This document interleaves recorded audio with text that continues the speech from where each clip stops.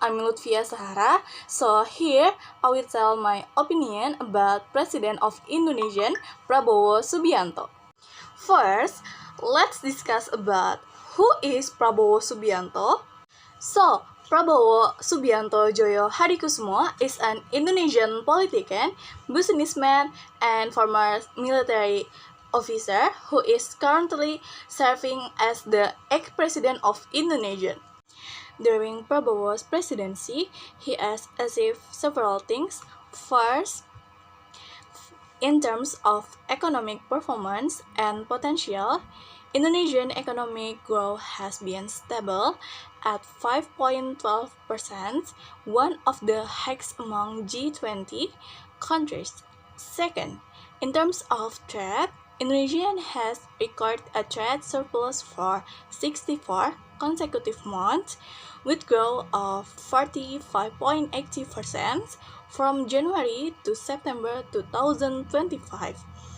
Third, in international relations and investment, Prabowo's leadership has provided a breath of fresh air, creating a more conducive business climate and attracting investment. Furthermore, the Free Nutritional Food Program, or MBG, began in January 2025 and is implemented through nutrition service units, primarily targeting school children, pregnant women, and toddlers. Prabowo has also successfully arrested dozens of corruptors, reportedly reaching of 18 individuals. Here, it's clear that President Prabowo has performed several of his duties as president well and correctly, earning the public quite a bit of satisfaction. However, he has also caused public distress due to several policies that have led to public demonstrations. The current economic performance is still suboptimal, and several distractions, such as mass layoff and weakening purchasing power, are still prevalent. Furthermore, several governments have committed public mistakes. The further disappoints the public because Prabowo, as the country's number one, failed to take firm stance. He should have demonstrated himself as a firm and independent leader. So that's all for my opinion about Prabowo Subianto, and I apologize if I've made So mistakes. now I will presentation of Indonesian in Prabowo presidency. Who is Prabowo Subianto? Prabowo Subianto is an Indonesian political figure who currently serves as the eighth president of Indonesia. He was born in Jakarta on October 17, 1951. He is the son of Sumitro Jojo Hadikusumo and Dora Marisigar. He is the third of four children with two older sisters, Biantiningsi Midilawati and Mariani Ekawati, and a younger brother, Hasim Jojo Hadikusumo. Indonesia under Prabowo's presidency. President Prabowo's current administration is focused on strengthening defense, eradicating corruption, and developing infrastructure, with the goal of achieving food and energy self-sufficiency. Perceptions of these administrations are divided, with the government and its supporters highlighting its achievements and optimism, while some observers criticize the centralization of power, weakening coordination, and potential erosion of civil liberties, as reported by the BBC. A. Defense. Strengthening the military and defense equipment. 1. Modernizations and personnel expansions. The government is striving to strengthen the Indonesian National Armed Forces or TNI through modernizations of defense equipment and increasing the number of personnel, including the formation of new battalions. 2. Readiness. The TNI is increasing its readiness for various contingencies, including its readiness to deploy troops and on international peacekeeping missions if needed. As experts in relations to the situation in Gaza. B. Legal reform. 1. Firm law enforcement. President Prabowo has consistently emphasized his commitment to upholding the law to protect the interests of the people and eliminating opportunities for lawbreaks. 2. Corruption eradication. Legal reform and the eradication of corruption are top priorities. Concrete efforts are evident in the handling of major cases, such as the confiscations of illegal demeaning assets worth trillions of rupiah and the repossessions of millions of hectares of illegal palm oil plantations, demonstrating the state's commitment to ensuring that investment proceeds according to the rule of law. C. Development. 1. The government will inaugurate 37 electricity projects in early 2025, including 26 power plants and transmission lines and substations. 2. The government is shifting its focus from state budget financing to the private sector for most infrastructure projects. 3.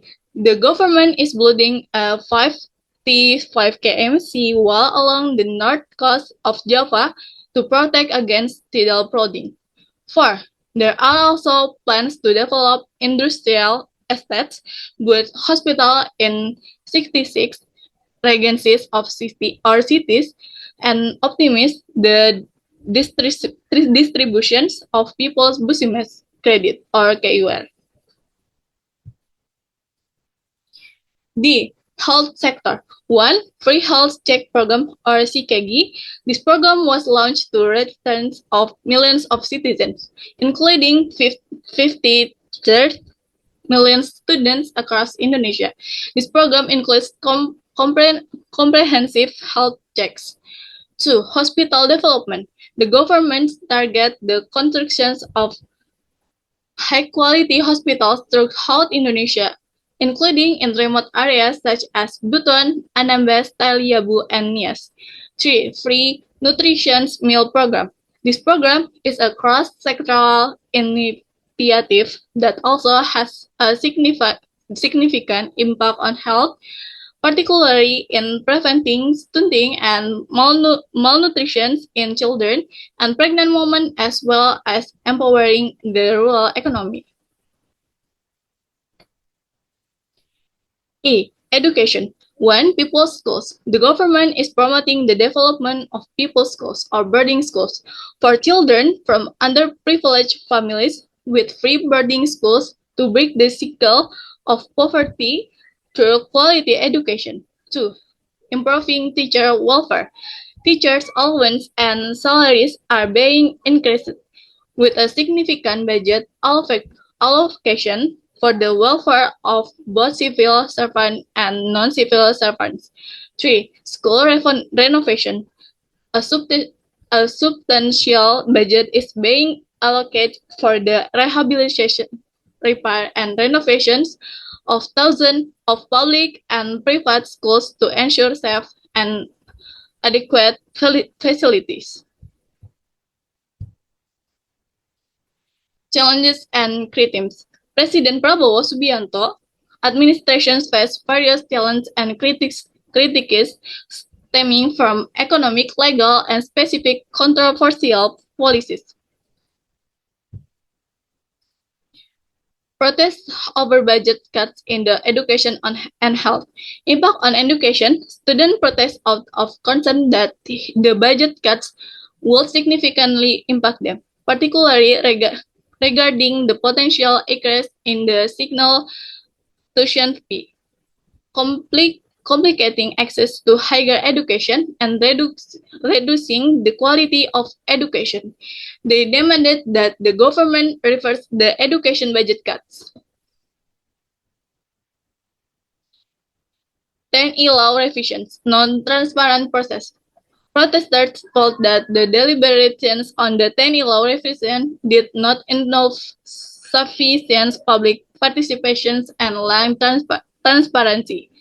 Concerned about the return of the dual functions of the armed forces, the most crucial point is civil society's concerns that these revisions will open the door to the return of the army's dual functions, or the military's broader role in the civilian sphere, which is considered contrary to the principles of democracy and civilian supremacy.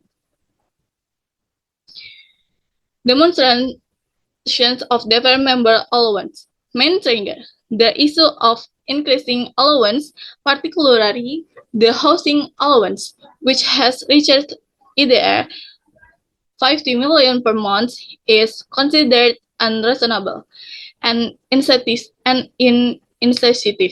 to the people's economic conditions, low wage, and the high cost of living. Mass demands. The